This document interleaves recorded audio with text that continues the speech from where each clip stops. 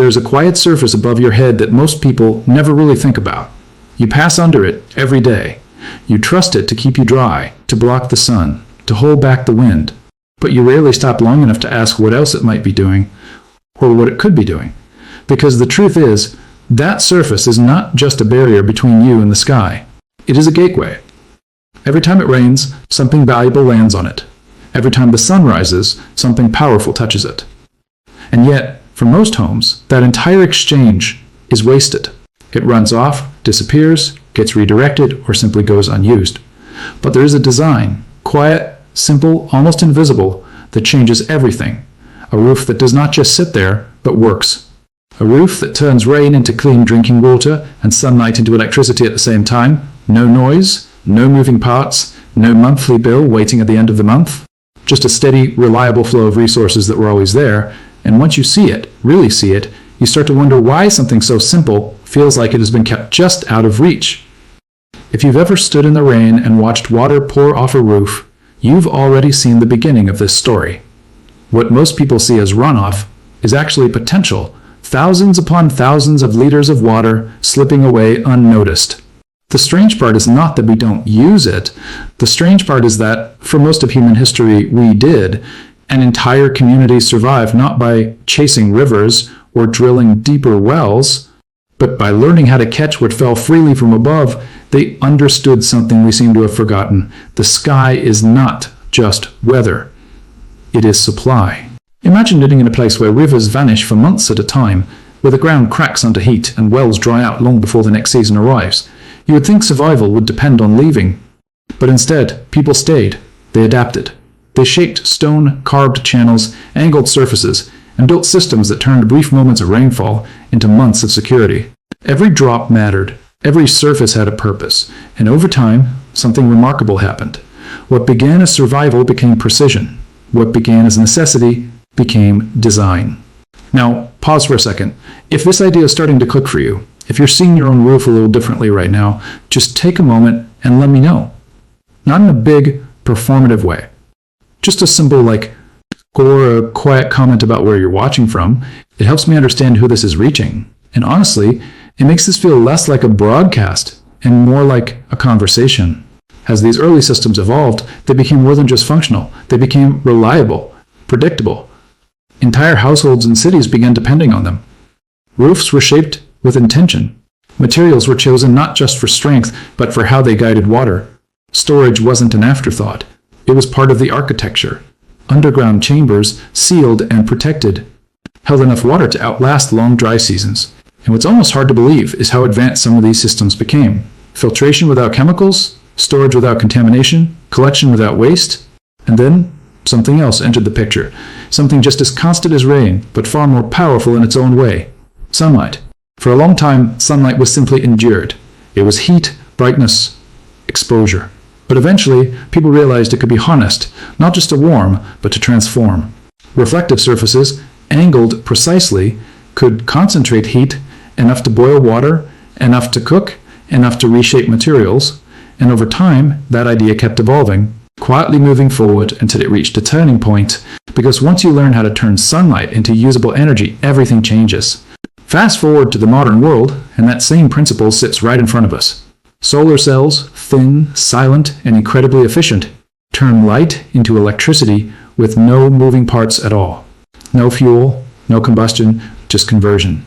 And when you place those cells on the same surface that already collects water, something interesting happens.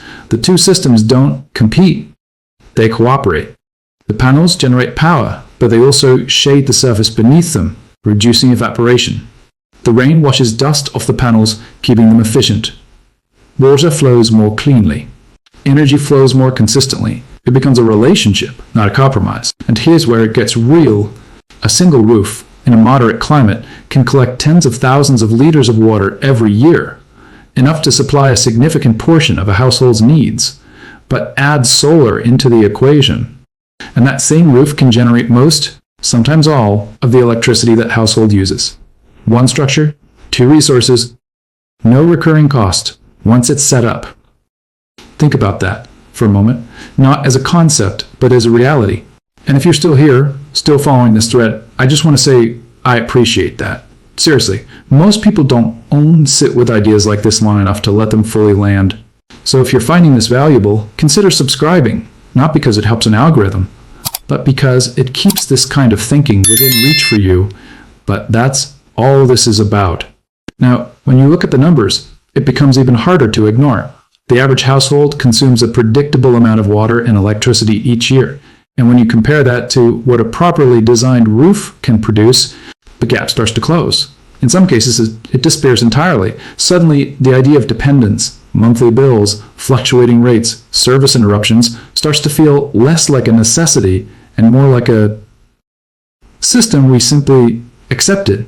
But that raises a question that doesn't sit comfortably.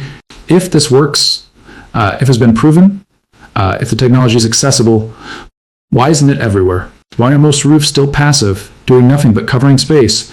The answer is not simple, but it is important, because when a system allows people to meet their own needs quietly, reliably, independently, it changes the flow of money.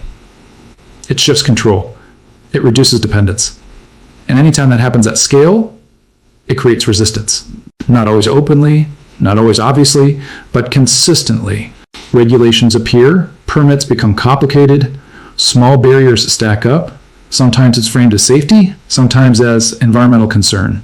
And to be fair, some of those concerns are real. Water needs to be stored properly, systems need to be built correctly, electricity needs to be handled safely. These are not trivial issues.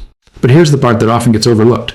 The solutions to these problems already exist. Simple devices that filter initial runoff, affordable systems that sterilize water, safety mechanisms that shut down power instantly when needed.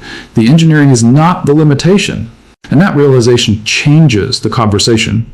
Because once you understand that the obstacles are not purely technical, you start to see the bigger picture. A roof that provides both water and energy does more than save money. It reduces reliance. And that, more than anything, reshapes the relationship between individuals and the systems around them. Now, I want to slow this down for a second, because this isn't about turning you into an expert overnight or pushing you to overhaul your entire home. It's about awareness. It's about seeing something that was always there in a new way. If you're still with me, maybe take a second and think about your own space, your roof, your environment, the rainfall where you live, the sunlight you get throughout the year. Just sit with that for a moment. You don't have to act on it right now. Just notice it. And if you feel like sharing that thought, where you are, what your setup looks like, I read those. I really do. It turns us into something real. Because here's the truth. This isn't just about technology. It's about perspective. For a long time, we've been taught to see resources as something that comes from somewhere else. Water from pipes, electricity from wires, always delivered, always built, always controlled externally. But the reality is, a significant portion of what we need already arrives. Freely, consistently, directly. It lands on your roof, and once you recognize that, it becomes very hard to unsee. There are people right now, ordinary people, who have already made this shift. They've installed simple systems, started small, a tank here, a panel there, and over time, those pieces add up. Their dependence decreases, their awareness increases, and something subtle but powerful happens. They begin to trust their own ability to provide. Not completely, not perfectly, but meaningfully. And maybe that's the point, okay? Not total independence overnight, not some extreme transformation, just a gradual reconnection with something that was always possible. So if this sparks something in you, if even a small part of you is now looking at your roof differently, hold on to that. You don't have to rush. You don't have to prove anything. Just stay curious. And if you want to keep exploring ideas like this, stay close. Subscribe if it feels right. Share it with someone who would actually appreciate it. Not everyone, just one person who thinks the way you do. And that's enough. Because at the end of the day, this isn't about systems or industries or even technology. It's about remembering the rain still falls, the sun still rises, and the roof above you still knows exactly what to do.